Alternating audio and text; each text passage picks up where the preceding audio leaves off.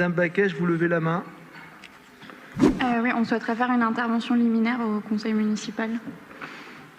Je peux y aller maintenant? Non, ce n'est pas à l'ordre du jour. Vous ferez ça en questions diverses.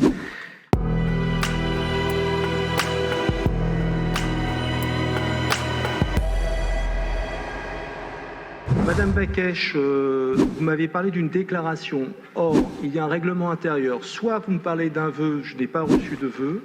Soit vous me parlez d'une question écrite, je n'ai pas reçu de question écrite. Donc vous ne lirez pas votre déclaration. Je lève la séance.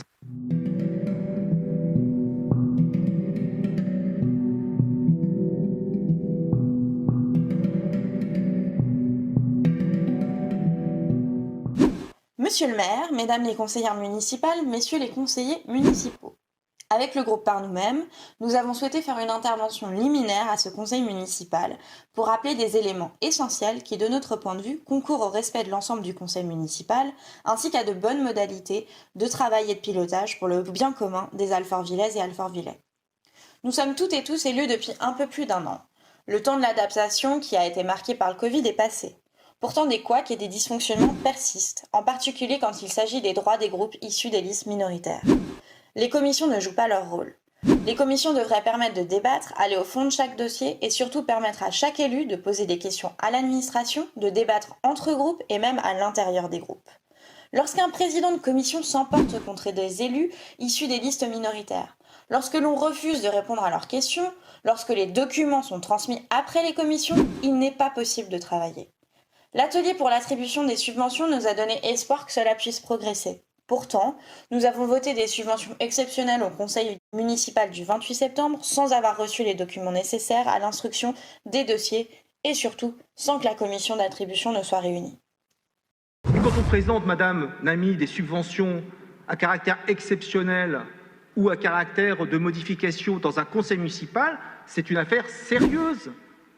On ne va pas tout donner à une commission ad hoc. Donc il faut aussi nous faire un peu confiance. Mais je vois bien dans vos propos, vous n'avez pas confiance en fait. Et bien, les Alfortvillais trancheront à chaque fois qu'il faudra. Ce travail d'analyse pourrait être utile. Après avoir dû passer par la CADA, la commission d'accès aux documents administratifs, un comble pour des élus de devoir passer par de telles procédures pour faire respecter la loi. En l'absence de réponse exprimée par le maire d'Alfortville, la commission rappelle que le 5e alinéa de l'article 10 de la loi du 12 avril 2000 prévoit que le budget et les comptes de tout organisme de droit privé ayant reçu une subvention, la convention qu'il doit conclure avec l'autorité administrative qui attribue la subvention dépassant un certain seuil et le compte rendu financier de la subvention doivent être communiqués à toute personne qui en fait la demande, dans les conditions prévues par le livre 3 du Code des relations entre le public et l'administration. La commission émet donc un avis favorable selon les conditions précitées. Le présent avis est rendu au nom de la commission, par délégation donnée à son président, en vertu des articles L. 341-1 et R. 341-5-1 du Code des relations entre le public et l'administration. Notre groupe a pu consulter des documents de demande de subvention pour 2021, ce qui nous a permis de déceler des irrégularités et de les faire corriger. Ainsi, une association faisait état dans son bilan d'activité de l'organisation de réceptions en l'honneur de candidates aux élections municipales et législatives. Ceci étant contraire à la loi, pourrait mettre en difficulté les candidates et candidats qui sont élus depuis. Accès difficile aux adjoints et aux services. Pas de débat, d'échange, d'arguments, de questions, de réponses au conseil municipal. Pas de débat non plus dans les commissions. Nous avons fait le choix de nous exprimer en dehors du conseil, en nous adressant à toutes les conseillères et tous les conseillers. Cette façon de procéder déplaît au maire et à son cabinet.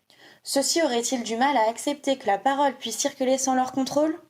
Au risque de nous répéter, nous adresserons toujours nos demandes à l'ensemble du conseil municipal, maire compris, car c'est le seul outil dont nous disposons pour créer le débat. À chaque conseil municipal, monsieur le maire nous dit « les services vous sont ouverts ». Pourtant, entre les conseils, nos demandes de rendez-vous sont quasiment toutes restées sans réponse. D'autres dysfonctionnements sont à dénoncer. Au dernier conseil municipal, monsieur le maire nous avait promis une réunion de préparation de la rentrée scolaire. Après nos multiples relances, celle-ci a finalement eu lieu le 14 septembre. Peut-on encore appeler cela une réunion de préparation de rentrée quand elle arrive 2 semaines après ?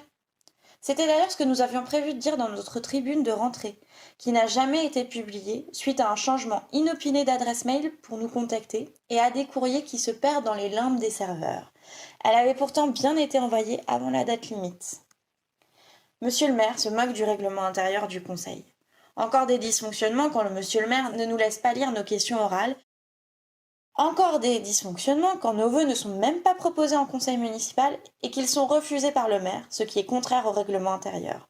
Pourtant, ceux-ci avaient tout leur sens, notamment le dernier vœu concernant le lycée Maximilien Perret, soi-disant en négociation avec la présidente de région, Madame Pécresse.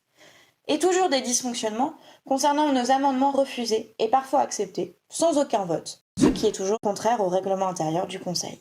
En tout cas, je prends tous vos amendements rédactionnels, ça doit vous satisfaire.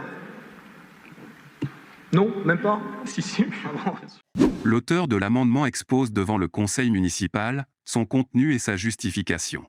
Le conseil municipal, après examen des amendements, demeure seul compétent pour décider si ces amendements peuvent être mis en délibération ou doivent être renvoyés en commission. Ces dysfonctionnements montrent le peu de respect que notre maire a pour les élus, même de sa propre majorité, en ne leur permettant pas de voter en leur âme et conscience les vœux, amendements, propositions des élus issus des listes minoritaires.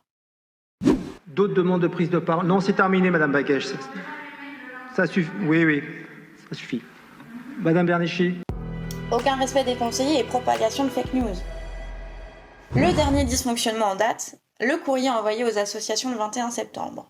Si je tiens à saluer l'esprit de responsabilité des élus les Républicains qui ont fait avant tout primer l'intérêt général alfortvillais par leur vote, je ne peux que regretter néanmoins que les élus d'opposition des groupes LFI et de La République En Marche n'aient pas adopté cette charte, pour des motifs qui d'ailleurs apparaissent peu clairs. Bref, petit commentaire du monteur, c'est lamentable. Dedans, des fausses informations. Le groupe LFI n'existe pas, par exemple. Qui vote pour? Qui vote contre? Coalition, LFI, l'AREM et LR, c'est formidable. Alors... Et Alfortville par nous-mêmes. Et puis des jugements de valeur à propos des arguments de l'opposition qualifiés de peu clairs lors du débat sur la charte de la laïcité. Vous pourrez voir le procès-verbal du conseil municipal du 30 juin 2021, tout est très clair. Dernière trouvaille, le maire affirme que notre groupe harcèle les services 10 jours avant le conseil municipal. Envoyer des questions pour mieux comprendre les délibérations à venir est donc synonyme de harcèlement pour monsieur le maire.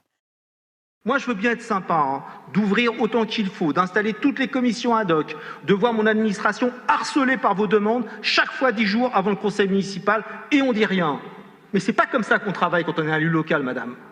Excusez-moi de vous le dire. Donc vous pouvez monter dans les tours, mais moi aussi je monte dans les tours. Donc ça suffit. Ce genre de prise de parole qui ne servent à rien. Comment pourrions-nous faire autrement pour travailler nos dossiers et voter en toute connaissance de cause? Surtout quand l'ordre du jour du conseil ne nous est envoyé que 10 jours avant. Entre deux conseils, c'est la boîte noire. Quant au mail expédié à notre maire le dimanche. Madame Baquet, je ne vais pas faire de polémique, mais quand je reçois un dimanche un mail de par nous-mêmes, moi aussi j'ai droit à la déconnexion en fait. Et que je demande à faire traiter toutes vos questions ou vos propositions le lundi matin. Donc c'est comme ça que vous travaillez.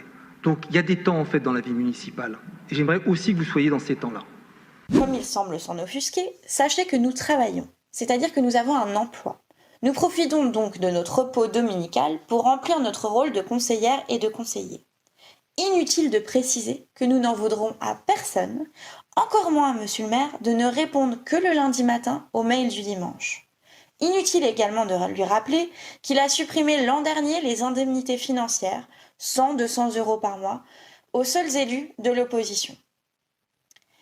Passé les élections, la notion de majorité-minorité se juge vote par vote. Il y a toujours des débats qui s'installent sur les sujets que je considère un peu faciles. Comme on ne travaille pas les dossiers de fond, on ne pose pas de questions. Mais sur les sujets un peu faciles où il y a suspicion de clientélisme pour les associations, suspicion de complotisme, de ce que j'entends de M. Tronche. Bon, écoutez, il y a le fait minoritaire, il y a le fait majoritaire. Le fait majoritaire, dont se prévaut notre maire, n'est pas un concept connu du droit. Le CGCT ne connaît la notion de majorité et d'opposition que vote par vote. Rien d'absolu. Nous sommes ici pour travailler. Nous ne sommes pas dans une opposition systématique. Pour preuve, les multiples propositions que nous faisons, dont certaines parfois, produisent leurs fruits. Nous avons d'ailleurs voté le budget. Il serait temps d'en prendre conscience. Nous espérons que ces dysfonctionnements vont cesser et que les droits de toutes et tous les élus vont enfin être respectés. Non, c'est terminé, Madame Baguèche. C'est terminé, Madame Baguèche.